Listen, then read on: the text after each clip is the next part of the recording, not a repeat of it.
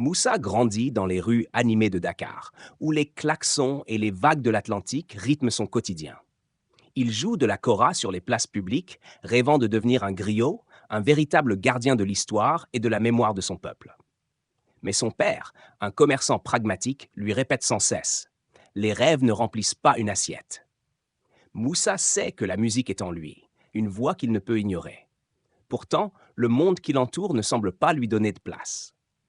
Un jour, un vieil homme aux yeux perçants, vêtu d'un boubou usé, s'arrête pour l'écouter jouer. Il s'appelle Sadio et prétend être un ancien maître griot.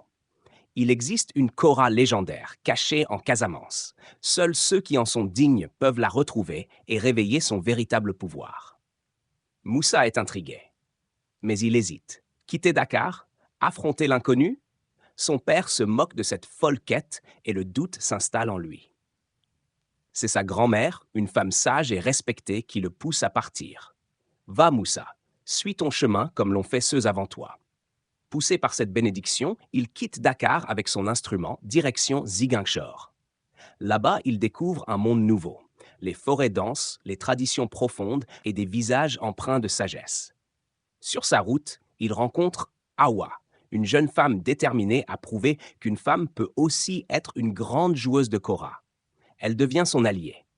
Mais il croise aussi Ousmane, un homme mystérieux qui semble en savoir trop sur la kora légendaire.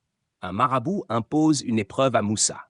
Joue une mélodie si belle qu'elle fera danser les esprits de la forêt. Moussa s'exécute et à mesure que ses doigts glissent sur les cordes, les arbres frémissent, les ombres s'agitent. Une force ancienne semble se réveiller. Ousmane, qui les espionne, décide alors de trahir Moussa. Il n'a jamais cherché la kora pour préserver la tradition, mais pour s'emparer de son pouvoir. Après des semaines de voyage, Moussa et Awa atteignent une grotte cachée où la kora repose.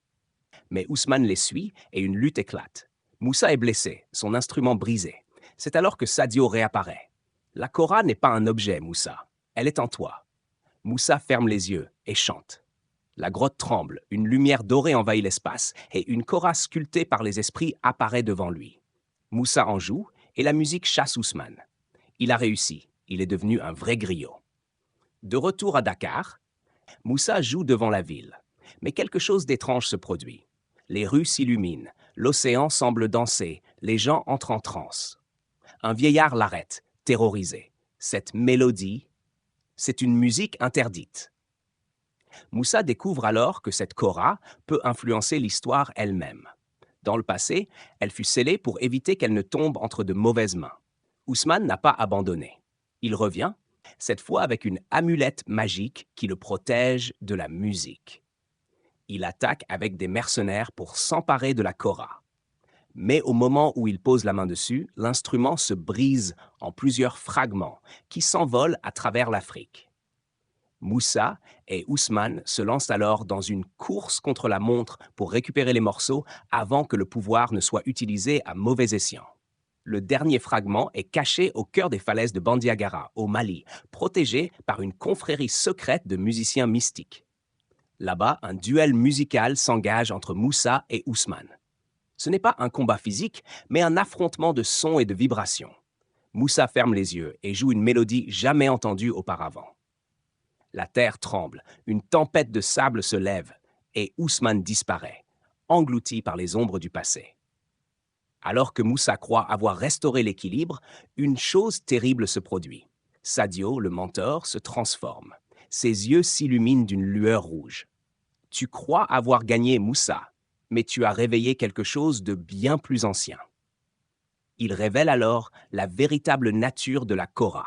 Elle n'a jamais été conçue pour transmettre la musique, mais pour enfermer l'âme du premier griot, un être capable de réécrire l'histoire. Un vent noir s'élève et une voix caverneuse murmure. Enfin libre, mon chant changera ce monde à jamais. Moussa comprend que s'il ne fait rien, la réalité elle-même sera altérée. Il n'a qu'une solution, jouer une dernière mélodie pour refermer le sceau, mais au prix de sa mémoire musicale. Il joue. Les vents hurlent, les esprits chantent et la musique interdit la libération du pouvoir. Sadio disparaît avec l'ombre. Lorsque tout redevient silencieux, la kora a disparu. Moussa se rend compte qu'il a oublié la mélodie interdite.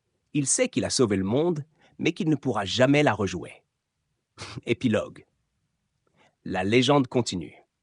Des années plus tard, un jeune enfant, fils d'Awa, joue sur la plage. Il trouve une corde dorée enfouie dans le sable et dans le vent, une mélodie oubliée résonne à nouveau. Le temps a passé.